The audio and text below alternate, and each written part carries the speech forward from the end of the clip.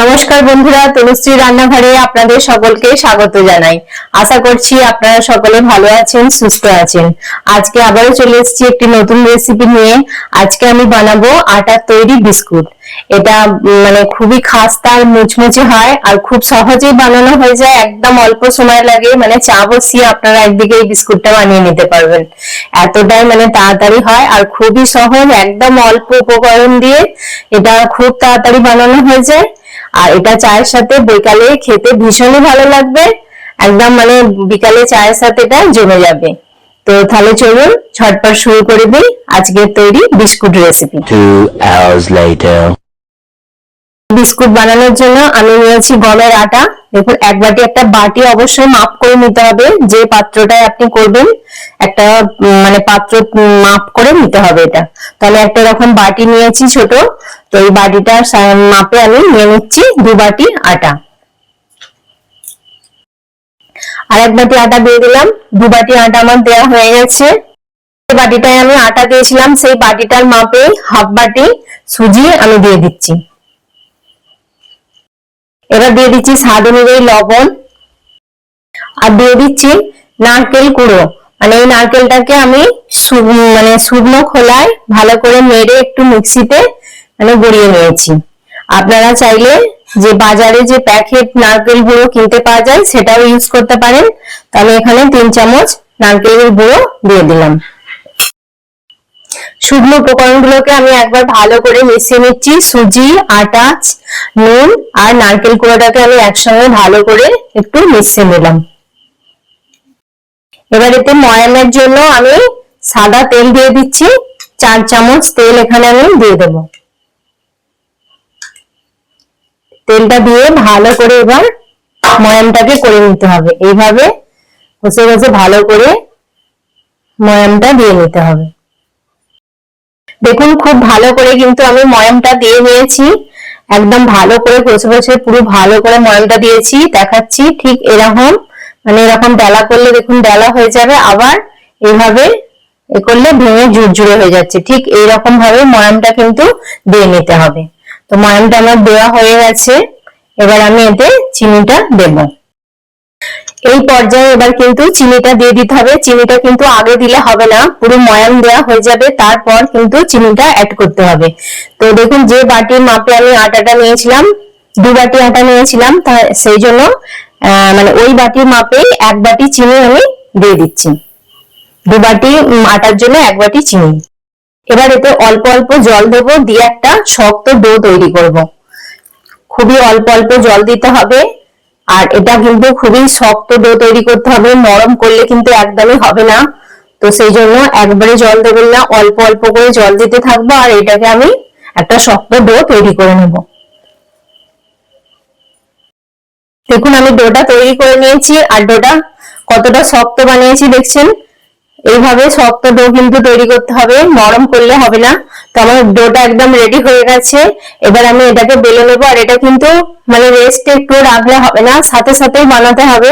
রেস্টে রাখলে কি হবে, চিনিগুলো গলে যাবে। তো সেই জন্য সঙ্গে সঙ্গে মেখে সঙ্গে সঙ্গে এটা তৈরি করতে হবে। আমি এবার এটা বেলে নেব। দেখুন, এবার আমি এটাকে বেলে নিচ্ছি। এটা কিন্তু খুব মোটা করেই বেলতে হবে, এইভাবে। দেখুন, আমি একটু মোটা করে কিন্তু বেলে নিয়েছি। ঠিক এরকম মোটা করেই বেলে নিতে হবে। এবার 4-5টাকে ভালো করে কেটে একটু সমান করে নিতে হবে। এইভাবে আমি চারদিকটা কেটে ভালো করে সমান করে নিচ্ছি।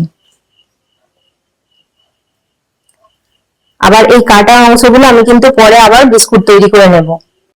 এবার কাটা অংশগুলো আমি তুলে এখন সাইড করে রাখছি। পরে এগুলো দিয়ে আমি আবার বিস্কুট তৈরি করে নেব।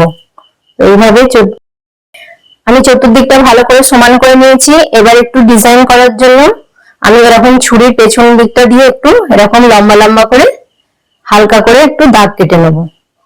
আপনারা চাইলে যেরকম ডিজাইন পছন্দ সেই অনুযায়ী কেটে নেবেন। লম্বা লম্বি আমি দাগটা কেটে নিয়েছি, আবার এই দিক দিয়ে আরে আবার দাগটা কেটে নিচ্ছি।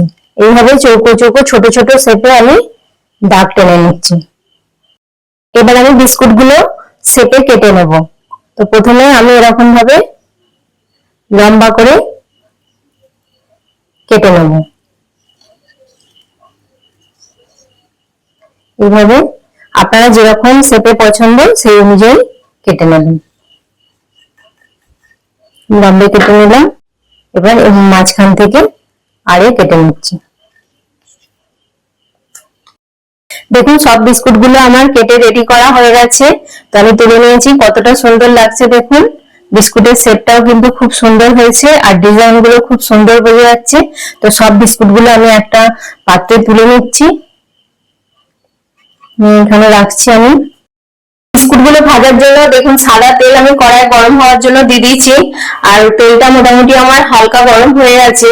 খুব বেশি কিন্তু গরম করলে হবে না, মোটামুটি একটু হালকা গরম হবে, সেই রকম অবস্থাতেই বিস্কুট গুলো দিতে হবে।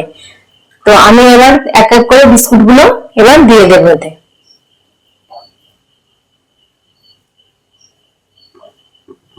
আমি এক এক করে তেলে ছেড়ে দিচ্ছি। একবারে খুব বেশি দিলে হবে না, তাহলে কিন্তু ভেঙে যাবে।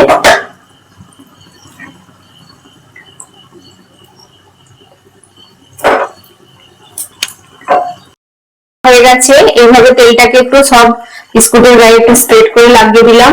এবার আস্তে আস্তে বিস্কুট গুলো ভাজা হবে। এই বিস্কুট গুলো ভাজতে কিন্তু খুব বেশি সময় লাগে না। তো এগুলোকে এবার আমি লাল লাল করে একটু ভেজে নেব। এবার আমি এই বিস্কুট গুলোকে উল্টে দেব। তো খুব সাবধানে আস্তে আস্তে বিস্কুট গুলোকে কিন্তু উল্টাতে হবে। দেখুন এক পিঠটা এবার আস্তে আস্তে কালার চলে এসছে। এইভাবে আমি আস্তে আস্তে সব বিস্কুট গুলো উল্টে দেব। একদম লাল লাল করে ভালোভাবে ভাজা হয়ে গেছে। তো এবার বিস্কুট গুলোকে আমি এক এক করে তুলে নিচ্ছি। দেখুন কতটা সুন্দর কালার এসছে। তবে এই বিস্কুট গুলো যখন ভাজা হবে তখন কিন্তু মনে হবে যে বিস্কুট গুলো নরম আছে, কিন্তু এই বিস্কুট গুলোকে ভালো করে ঠান্ডা করতে হবে। যতক্ষণ ঠান্ডা হবে তারপর এগুলোকে সার্ভ করতে হবে। দেখুন সব বিস্কুট গুলো আমি তুলে নিচ্ছি এইভাবে। আর এই বিস্কুট গুলো কিন্তু যখন ভাজা হবে তখন অনেকটাই নরম থাকবে, কিন্তু যত ঠান্ডা হবে এগুলো একদম ক্রিস্পি ক্রাঞ্চি হয়ে যাবে। তো সব বিস্কুট গুলো আমার ভালোভাবে ভাজা হয়ে গেছে, আমি এবার তুলে নিচ্ছি একটা পাত্রে। আমি আপনাদেরকে একটা বিস্কুট ভেঙে দেখাচ্ছি যে কতটা ক্রিস্পি হয়েছে। দেখছেন ভেতরটা কত সুন্দর হয়েছে, ক্রিস্পি একদম মুচমুচে খাস্তা। আর এটা অনেকদিন পর্যন্ত ভালোভাবে স্টোর করে রাখা যাবে। দেখতে পাচ্ছেন কতটা সুন্দর ক্রিস্পি, আওয়াজ শুনে আপনারা অবশ্যই বুঝতে পারছেন। তো আশা করি আপনারা একবার এইভাবে বাড়িতে বানাবেন এই বিস্কুটটি। দেখুন বন্ধুরা সব বিস্কুট গুলো আমার রেডি হয়ে গেছে, আর কতটা আওয়াজ শুনে বুঝতে পারছেন যখন ঢাললাম কতটা ক্রাঞ্চি আওয়াজটা হয়েছে।